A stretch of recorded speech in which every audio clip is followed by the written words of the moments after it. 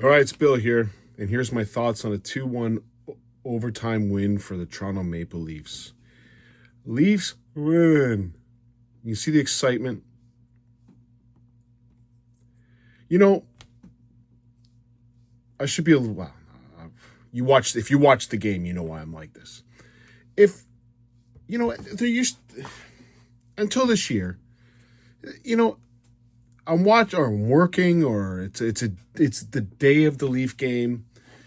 At about 3 o'clock, 4 o'clock, I start looking forward to the fact that I'm going home, or if I'm working from home, I'm going to be done work, and I'm going to get to enjoy a Leaf game. Like, I'm going to get to sit at the TV and watch a Leaf game. This is exciting for me, or this was exciting for me. This brought up of I put everything away. I'm watching the Leaf game. I've watched pretty much every Leaf game I can watch.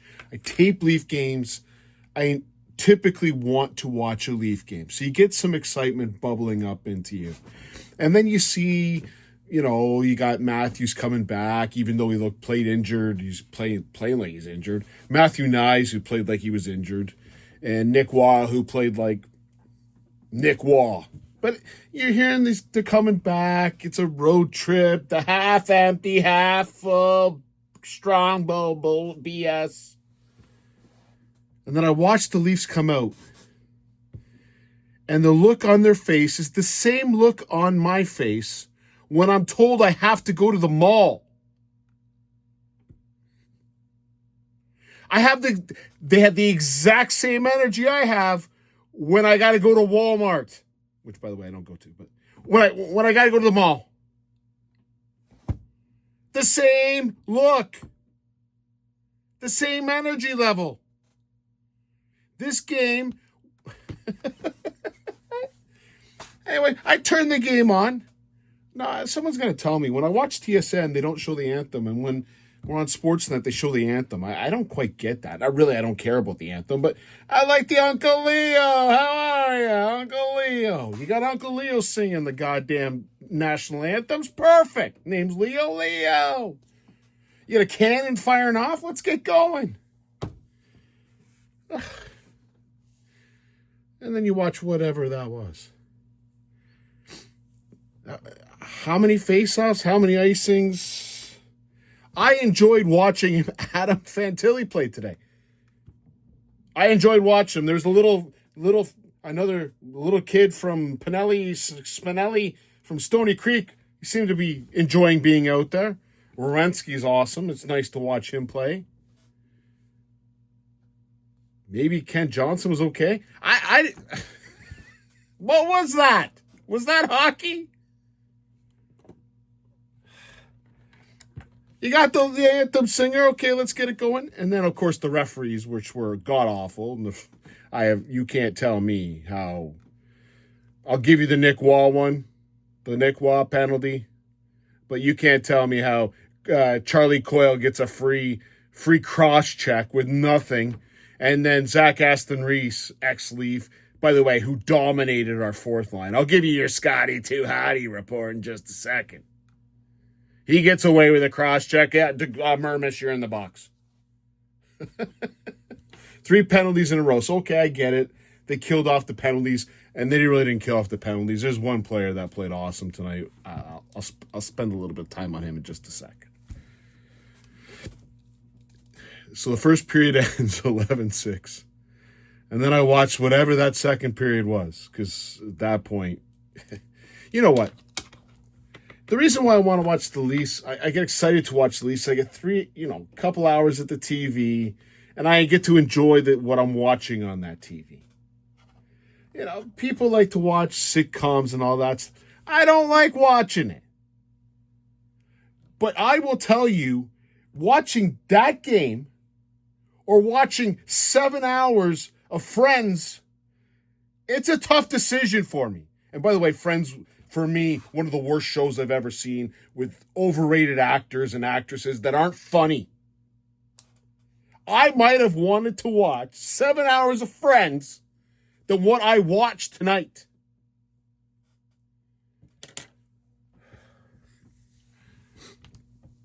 Joseph Wall. is the hero of this game. He deserves... That's how the Leafs are going to win games this year, I guess. When our goalie stands on our head, we'll get a win. If our goalie is mediocre or good, we're cooked. By the way, folks, you watched the game. How was Johnny T on the road? Does that mean that their coach gets to match up against Johnny T? And who did they put on against Johnny T? Adam Fantilli, who basically owned the game. Johnny T at home is fine because you get a matchup. On the road, he's a disgrace. You got to hide him. He was terrible tonight. Oh, he got an assist, Bill. Yeah. We got an assist. He got owned. Fantilli should have scored 8 goals. Austin Matthews, if that's healthy, we're in trouble. Matthew Nyes, if that's healthy, we're in trouble. I'll talk about Willie Stiles in a second. I'm so fired up about this effing prick, who, by the way, got the winning goal.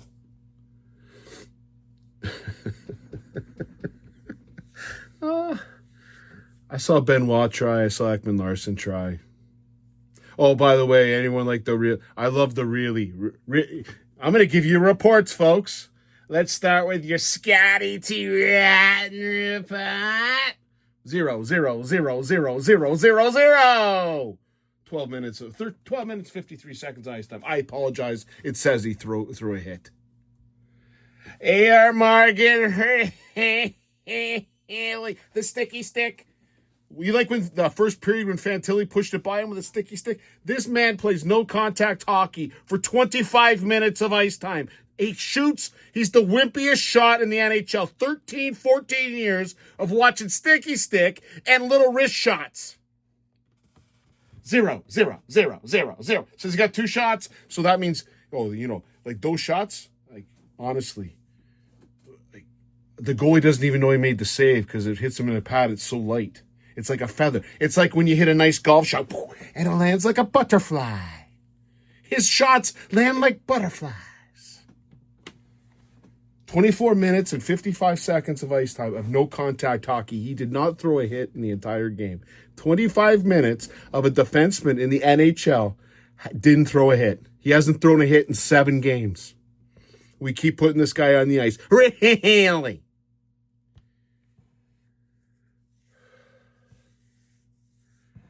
It goes in the second period. They score a goal. The goal was scored by Zach Rowensky. The second assist went to Johnny T as he was sitting on the boards, laying on the boards. But our video guys came back and they got an offside. Perfect. Zach Rowensky, take that goal back. And then we get a power play with 14 minutes to go or whatever it was. We put 5 forwards on the ice, and one of those forwards ain't Mitchie Boitano. No, not one of them, Mitchie. Plays a little defense, Mitchie Boitano. We didn't have him. We went with Easton Cowan, William Nylander, Matthews, Nyes, and Johnny T. Johnny T, if he's on a power play and he ain't sitting in front of the net, is as useless as 2 tits on a bull. Every time they feed him the puck going in, it just gets handed over. The puck goes back to you, sir. On the power play, he's where pucks go to die. You can't feed this guy entering his zone. He ain't fast enough to make a decision to get the puck to someone on our team. And what happens on this 5-on-4 with 5 forwards? A little bit of nice stuff happens, and then it goes to Jonathan, who passes it to the wrong team. That would have been the 6th time tonight he did that. And William Nylander, who's the last man back, or supposed to be in the defensive zone, I know Matthews was back, didn't even move. He did nothing. Not even a step. He didn't even do a sticky stick. He did nothing. He let the guy blow by him. And it's a 3-on-1, shorthanded.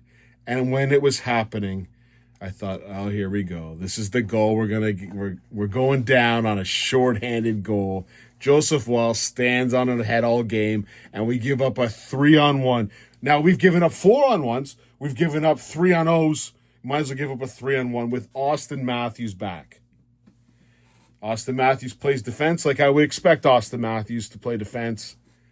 Pass goes across, and Wall with the save. And Nylander still hadn't moved from the blue line. He was still standing there, waiting for the breakaway pass, I guess, on the way back. I know what Nylander did at the end of the game. But Craig Berube should have launched him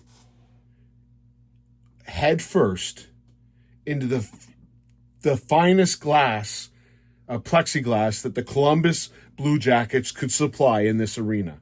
There's a cannon there. You could have loaded him up and shot him somewhere. I don't care what he does at the end of this game. But by the way, he was lazy on that play too. He was on for a 2-minute shift. He got lucky because a saucer pass it went right back to him, and Jet Greaves played it with the pass. Okay. That is why the Leafs suck. We pay $11.5 million for a player that didn't even try. Yeah, he got 2 points, Bill. Whoa, he made a great pass to Cowan. No, he didn't. It was a backhanded pass. Greaves should have stopped. It was a nice shot by Cowan. So we celebrate Nylander today because he got us 2 points? Is that what we're supposed to do? And then we're going to celebrate him for his lovely style and how he just shakes water off his back. He still gets his points. I know Berube, when he went to the bench after that, looked like he was trying to bench him, but he realizes his job's on the line. Who else is going to score in the team? You're going to tell me Nick Waugh and yeah. You got to put Nylander out to try to score a goal, and guess what? He made a pass after Johnny T did work his ass off, and Cowan did a nice little pick we got away with, and Cowan buries it home, and then in OT, whatever that was, this laissez-faire attitude of this guy, and it doesn't matter. You're not going to change him, Berube. You're not. You want to change the culture of this team? Get rid of him. It's 2-1 game. As you can say, I used to hate him and love him all in the same shift.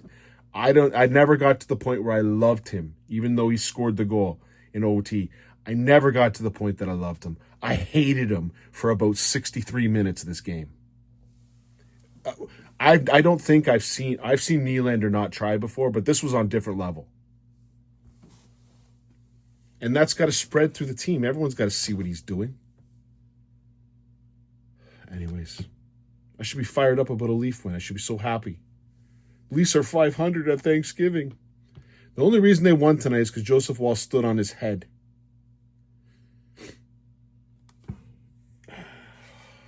It's going to be tough.